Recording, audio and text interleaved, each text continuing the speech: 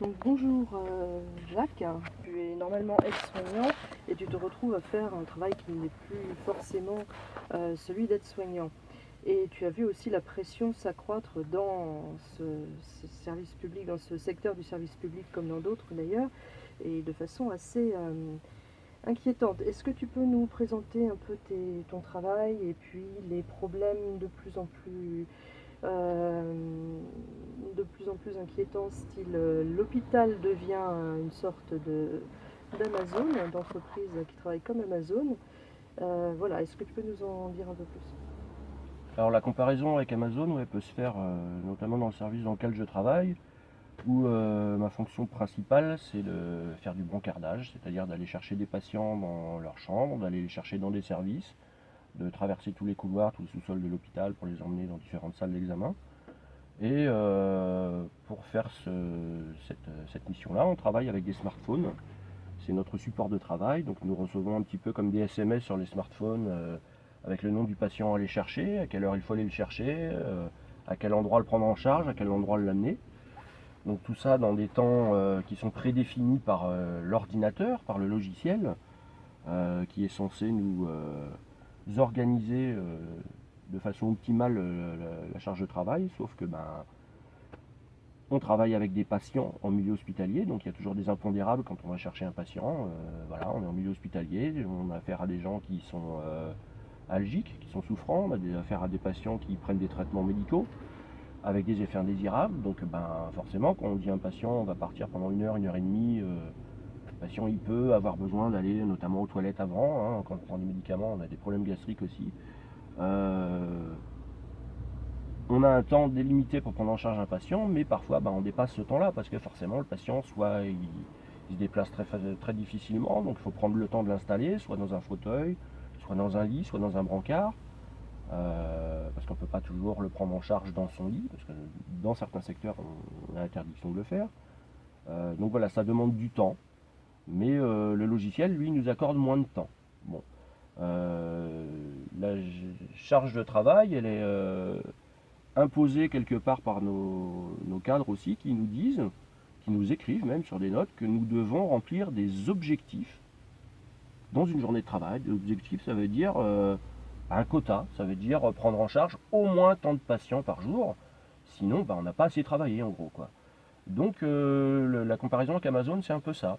On a un smartphone, on doit vérifier le bracelet du patient bien sûr avec son identité, ce qui est normal, un bracelet qui a un code barre qui va bientôt passer en QR code. Donc le petit logo carré avec des petits carrés qu'il faudra flasher. Un petit peu comme des cartons chez Amazon, c'est ça. On a des objectifs à remplir au quotidien. Il faut faire tant de patients pour montrer à notre chef qu'on travaille suffisamment. Donc on a beau lui dire que parfois le patient il n'est pas encore là parce que il n'est pas encore venu de l'examen précédent. Donc l'infirmière nous dit bah oui mais vous partez pas, vous attendez 2 minutes, il va arriver. Donc on attend. Et puis quand le patient est arrivé, l'infirmière elle te dit ah bah oui mais là j'ai encore une prise de sang à lui faire parce que l'infirmière c'est pareil, elle est au taquet donc elle n'a pas eu le temps de lui faire. Tout ça, ça, plus ça, plus ça, plus ça, des fois on attend 10-15 minutes pour emmener un patient. Mais normalement on a une indication sur le smartphone qui nous dit c'est moins de 10 minutes quoi. Si le patient ne peut pas le prendre avant 11 minutes, on doit annuler la demande pour être libre sur notre smartphone pour pouvoir aller prendre quelqu'un d'autre ailleurs quoi. Donc on voit que l'aspect humain, et le pire c'est que c'est en milieu de soins, en milieu hospitalier, le facteur humain est complètement mis de côté. Ah bah concernant les patients c'est clair parce que nous on n'a pas forcément la notion de le faire, mais je pense que quelque part on les speed aussi un petit peu, on leur dit ben voilà, Ouais. vous êtes attendu à telle heure, à tel examen, il faut qu'on y aille, machin. Donc on voit que pour les patients, l'aspect humain est complètement mis de côté, mais évidemment pour les soignants aussi, parce que vous devez aller vite. Il n'y a pas forcément le nombre de personnes nécessaires présentes pour s'occuper des patients, et tout ça, ça mène à un excès de stress au travail aussi. Alors pas simplement dans le service dans lequel je travaille, mais on peut le généraliser dans l'ensemble des unités en fait, où ça fait 24 ans que je travaille dans la structure et j'ai pu voir au fil des années une réduction drastique des effectifs de personnel dit de remplacement, des personnels qui ne sont pas affectés à un service propre mais qui sont amenés à de chaque jour de travailler dans des secteurs différents. par choix ou pas d'ailleurs, il y a eu des personnes à qui on a imposé de travailler comme ça, depuis quelques années, donc il y a de moins en moins de personnel remplaçant, ce qui veut dire que dans des grandes structures, des grandes équipes ou au quotidien, une grande unité de soins, on va dire, où il y a en personnel paramédicaux, c'est-à-dire entre les infirmières, les aides-soignants, les agents, ou le personnel administratif aussi qui contribue à faire fonctionner une unité de soins, ou les cadres, sur une grosse équipe, parfois de plus de 50, 60 personnes, oui, comme dans toute grosse structure, il y a souvent des arrêts au quotidien, des arrêts maladie qui sont totalement justifiés, hein, bien qu'on ait pu avoir à une période aussi des réflexions de la part de nos cadres qui nous reprochaient oralement un petit peu trop d'arrêts, des arrêts dits de complaisance. Bon, voilà. Ça, je peux en témoigner, j'en ai été témoin moi-même, où je suis allé un jour donner mon arrêt de travail à ma cadre avec un pansement sur le doigt, m'étant coupé une partie du doigt avec une scie circulaire, où j'avais pris en photo mon doigt d'ailleurs en salle d'attente pour montrer à ma cadre que voilà, ce n'est pas un arrêt de complaisance. La réflexion de cette personne-là a été, la photo, qu'est-ce qui me prouve que c'est ton doigt? Voilà. Donc au niveau humain, tout est dit.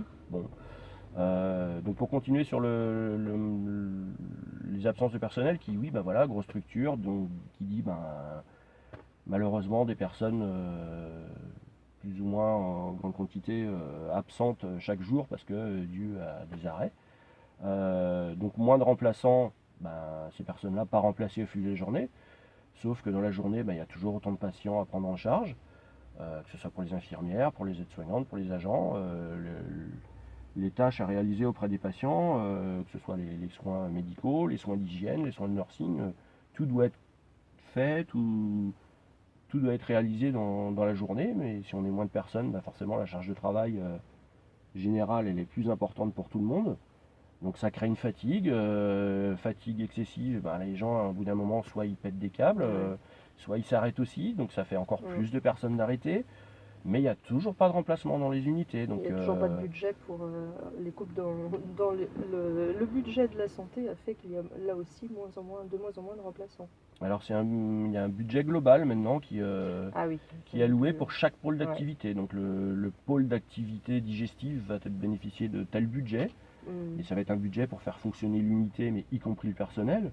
Sachant que là, une des plus grosses dépenses dans une grosse structure hospitalière, c'est le personnel. Donc forcément, logique d'économie imposée par les différents gouvernements de faire des économies, parce que la santé, il ne faudrait pas que ça coûte des sous. Voilà, c'est un droit fondamental pour chaque personne de pouvoir bénéficier de soins adaptés à son état de santé, mais il ne faudrait pas que la santé coûte des sous. Donc il y a eu aussi la tarification à l'acte qui a été instaurée, la fameuse T2A, décriée par tous les spécialistes. Je pense à Patrick Pelou qui s'exprimait il y a encore quelques jours sur les ondes à ce propos, qui disait que c'était une catastrophe pour les grandes structures hospitalières publiques notamment, qui cassait complètement le fonctionnement, qui impose aux équipes médicales de faire des actes. Là aussi, il faut être rentable, quoi. Il faut faire X examens, il faut faire X radio, X scanner, X biopsie, X trucs pour que il y ait quand même de l'argent à rentrer, quoi. Même si la Sécu derrière elle doit rembourser des frais médicaux, et voilà, l'unité elle aura tel budget si elle réalise tant d'interventions, tant d'examens. Il y a cette logique là aussi, quoi. Et ça dans la santé publique. Ah oui, tout ça à ne fait. concerne pas uniquement les cliniques privées. Non, je vous parle de la structure publique dans laquelle je travaille, quoi. Et est-ce que tu pourrais nous dire aussi quelques mots de la formation? Parce qu'apparemment, on commence souvent par travailler sans être formé, et puis on a droit à une formation peut-être un peu plus tard. Là encore, je peux parler de l'unité dans laquelle je travaille, où donc on prend des patients qui ont tout type de pathologie. Ça peut être des patients qui sont tout à fait valides, on va dire, mais qui sont perdus dans une grosse structure hospitalière. Donc là aussi, nos dirigeants ne comprennent pas qu'un patient valide n'est pas à même de se rendre à son examen tout seul. Alors là, c'est quand même un comble, quoi. On dit aux patients, mais enfin, voilà, vous pouvez aller là-bas, sachant que les patients, on prend un ascenseur, on arrive au rez-de-chaussée, ça y est, ils sont déjà perdus. Donc oui, on prend aussi parfois en charge des patients qui sont valides à l'aller d'un examen, et puis qui n'y seront plus en sortant de l'examen, parce qu'ils ont eu telle intervention, tel examen, qui justifie qu'ils repartent soit en fauteuil, soit allongés, parce que soit leur capacité physique a été amoindrie après l'examen. Donc, C'était par rapport à la formation des gens qui... oui, donc par rapport à la formation, oui, moi j'ai qui des n'est pas collègues toujours là. un petit peu d'horizons différents, des collègues qui font du bancardage avec moi. Il n'y a pas que des personnes issues de la filière paramédicale, de la filière soignante. C'est aussi des personnes, voilà, des jeunes personnes, ou femmes, hein. On a des femmes qui travaillent avec nous. On ne respecte pas encore la parité au niveau de l'équipe de bancardage, mais au moins ça permet quand même à tout le monde de travailler. Mais on a des jeunes personnes, hommes ou femmes, donc qui arrivent à l'hôpital, voilà, leur premier poste, on leur dit bah, tu vas faire du bancardage. Donc c'est vrai qu'en soi, c'est pas très cérébral comme travail, hein, mais on prend en charge des patients. Donc ça veut dire des gens qui peuvent être porteurs de sondes, de redons, de sondes urinaires, de sondes vésicales, de seringues électriques, qui peuvent avoir de l'oxygène. Donc leur formation, bah, elle est vraiment hyper succincte. On leur montre, on leur dit bah voilà, quand tu as tel patient, tu fais attention que ça s'accroche pas dans le lit, tu fais attention de ne pas tirer là-dessus, l'oxygène ça se débranche comme ça se rebranche comme ça. Sauf que même nous, en tant qu'aide-soignants, on sait que, en théorie, on n'a absolument aucun droit de débrancher l'oxygène et de rebrancher l'oxygène, parce qu'on n'est pas à l'abri de faire une faute. Donc forcément, c'est pas hyper dur à réaliser, donc on le fait. Bah oui, on le fait, mais on n'a pas le droit. Donc ceux qui sont aides-soignants, qui ont un diplôme, ils savent que si un jour ils font une bêtise au niveau du débit d'oxygène d'un patient, eh ben ils seront pénalement responsables de leur acte parce que ben, ils ont eu une formation, ils ont eu un diplôme, ils ont signé un papier à l'issue duquel on leur dit ben voilà, vous savez maintenant que votre limite de champ de compétence, comme ils disent, votre limite de travail, c'est ça. Vous n'avez pas le droit de faire ça. Sauf qu'au quotidien, et ben encore une fois, on ne va pas aller déranger une infirmière qui est déjà au taquet dans ses soins en lui disant bah tiens s'il te plaît tu peux sortir de ta chambre, tu peux enlever tes gants stériles pour venir débrancher l'oxygène pour Madame Chambier là qui s'en va. Non, concrètement on peut pas. Donc il y a eu malheureusement, il y a quelques années, il y a eu une erreur de fait d'un patient qui est retourné dans sa chambre et bah, la personne n'avait pas été suffisamment formée, qui est la personne qui l'a prise en charge, qui a rebranché son oxygène sur sa sonde, il a rebranché de l'oxygène sur une sonde gastrique du patient. Bah, le patient, voilà, il a eu un apport d'oxygène dans l'estomac. Malheureusement, il en est décédé.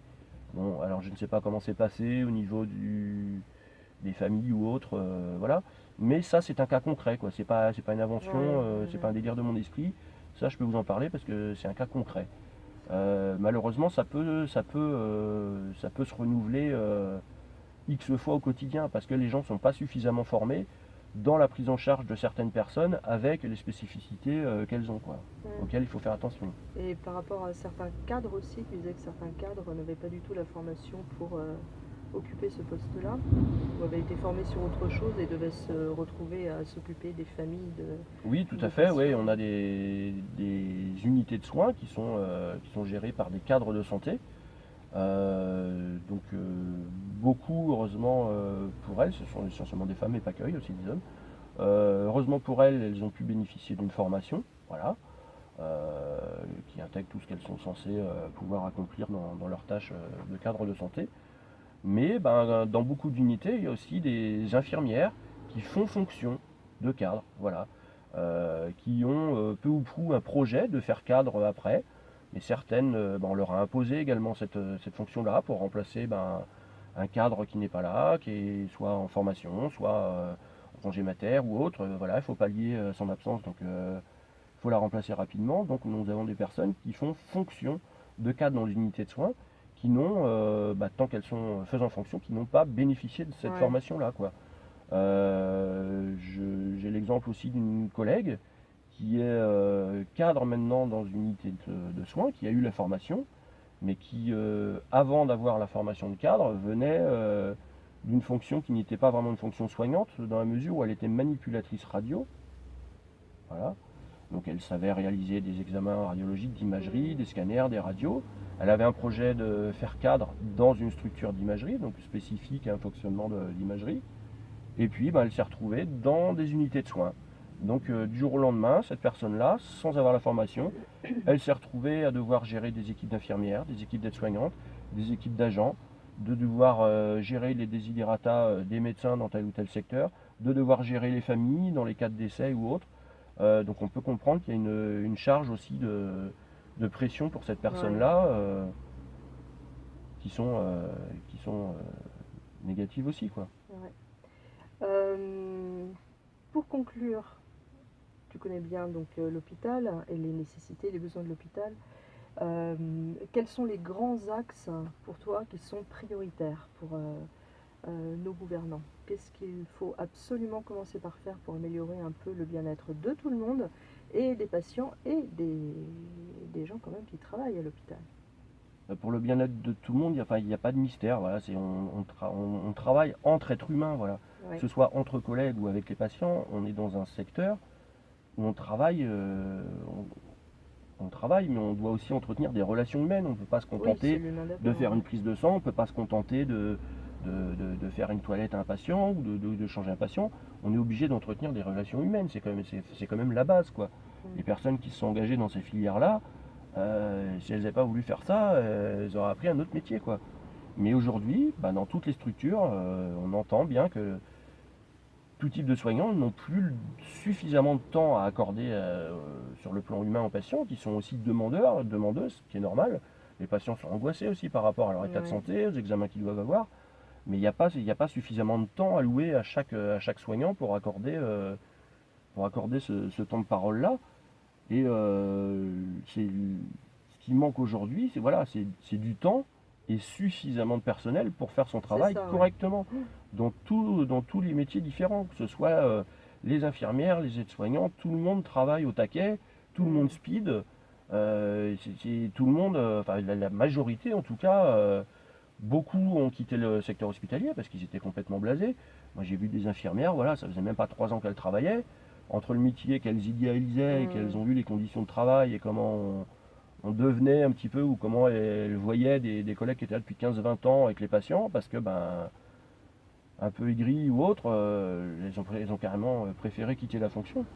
Mais c'est ça qui manque aujourd'hui, c'est d'avoir suffisamment de personnel, voilà, Donc, du personnel en nombre suffisant pour pouvoir réaliser son travail de façon optimale, pour pouvoir continuer à entretenir cette relation au patient, bien que les patients nous disent toujours merci, voilà, ils sont reconnaissants, mais bon, on comprend aussi, ils sont entre guillemets dans une situation de faiblesse quand ils sont dans un lit face à des équipes soignantes, donc quand ils vont mieux, forcément, bon, pas tout le monde, hein, mais la plupart font preuve de leur remerciement, donc il y a toujours ce professionnalisme-là, toutes les équipes paramédicales, elles continuent à faire leur job le mieux possible. C'est après, encore une fois, on est humain, donc si on a dans notre caractère de faire les choses bien, de soigner les patients correctement, tout le monde continue de faire son maximum pour faire bien son travail.